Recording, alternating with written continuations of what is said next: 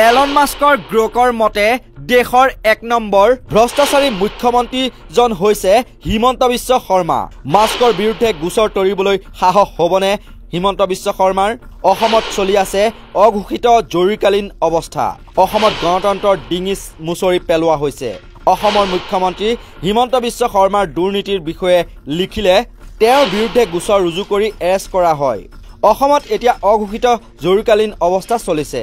মুখ্যমন্ত্ৰী ডক্টৰ হিমন্ত বিশ্ব শৰ্মাই সাংবিধানিক অধিকাৰ ভৰিৰে মোহাৰি সাংবাদিক সাংসদকে ধৰি সকলোকে আৰক্ষীৰ দ্বাৰা নিৰ্যাতন চলাইছে। এই নিৰ্যাতন বন্ধ কৰিবৰ বাবে কংগ্ৰেছ দলে জনতাৰ ওচৰলৈ সংগ্ৰাম কঢ়িয়াই লৈ যাব।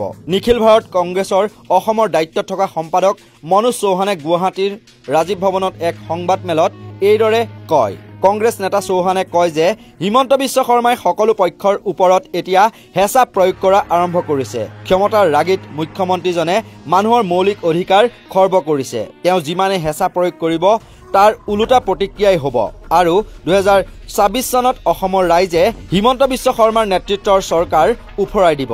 চৌহানে কয় যে এক্স হেণ্ডেলত গ্ৰোক নামৰ এপছটোত ভাৰতৰ আটাইতকৈ দুৰ্নীতিগ্ৰস্ত মুখ্যমন্ত্ৰী কোন বুলি প্ৰশ্ন কৰিলে অসমৰ মুখ্যমন্ত্ৰী হিমন্ত বিশ্ব শৰ্মাৰ নাম আহে। হিমন্ত বিশ্ব শৰ্মাৰ যদি দম আছে ভাৰতত গ্ৰোক এক্স হেণ্ডেল বন্ধ কৰক আৰু এলন মাস্কৰ বিৰুদ্ধে গোচৰ ৰুজু কৰাৰ সাহস দেখুৱাওক। Most corrupt present chief minister of India तो नाम आता हिमंता बिस्व शर्मा। ये तो राहुल जी ने उस टाइम बोले थे। ग्रोक बोल रहा है। ये कौन बोल रहा है? एलन मस्क जिसका ट्विटर है। जाओ ना एलन मस्क पर एफआईआर करो,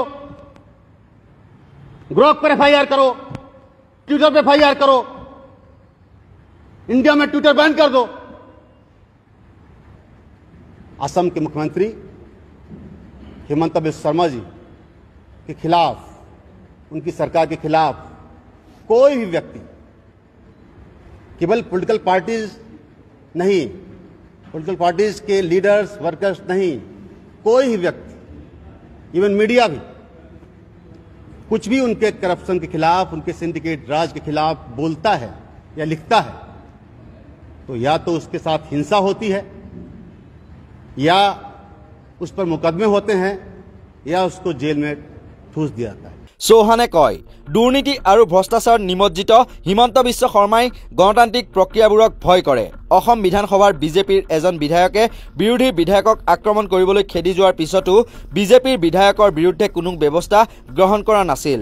অসমৰ সাংসদ লোকসভাৰ উপ দলপতি গৌৰৱ গগৈৰ ভাৱমূৰ্তি ম্লান কৰিবৰ বাবে তেওঁ আৰু তেওঁৰ পত্নীৰ বিৰুদ্ধে ভুৱা অপপ্ৰচাৰ চলালে। নগাঁৱত সাংসদ ৰকিবুল হুছেইনৰ ওপৰত দিন দুপৰতে আক্ৰমণ চলিল। গোগামুখত কংগ্ৰেছ কৰ্মীৰ ওপৰত নিৰ্যাতন চলিল আৰু এতিয়া ক্ৰছ কাৰেণ্টৰ সাংবাদিক দিলৱাৰ হুছেইন মজুমদাৰক ষড়যন্ত্ৰমূলকভাৱে গ্ৰেপ্তাৰ কৰে। আইন হাতত তুলি লোৱাটো হিমন্ত বিশ্ব শৰ্মাৰ নীতি হৈ পৰিছে বুলি উল্লেখ কৰি চৌহানে কয় যে কংগ্ৰেছ নেতা ৰাহুল গান্ধীয়ে দেশৰ সকলো মুখ্যমন্ত্ৰীৰ ভিতৰত আটাইতকৈ ভ্ৰষ্টাচাৰী মুখ্যমন্ত্ৰী হিমন্ত বিশ্ব শৰ্মা বুলি বহুদিন পূৰ্বেই আখ্যা দি থৈছিল আৰু আজি সেই কথা প্ৰমাণিত হৈছে।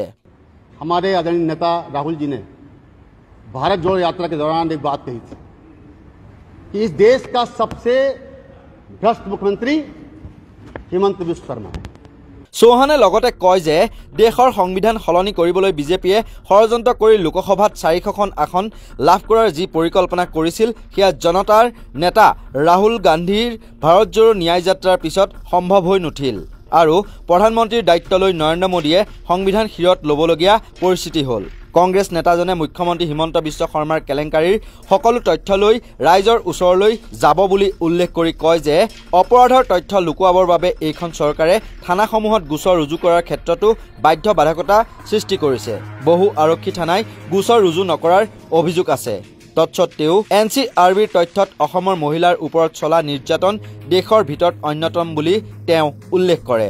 দেশৰ আইন শৃংখলা পৰিস্থিতি বেয়া হোৱাৰ বাবে আমেৰিকা, অষ্ট্ৰেলিয়া, কানাডাকে ধৰি 6খন বিদেশী ৰাষ্ট্ৰই অসম ভ্ৰমণ সুৰক্ষিত নহয় বুলি হিমন্ত বিশ্ব শৰ্মাৰ মন্ত্ৰীয়ে সদনত তথ্য দাখিল কৰা বুলিও চৌহানে উল্লেখ কৰে। News desk.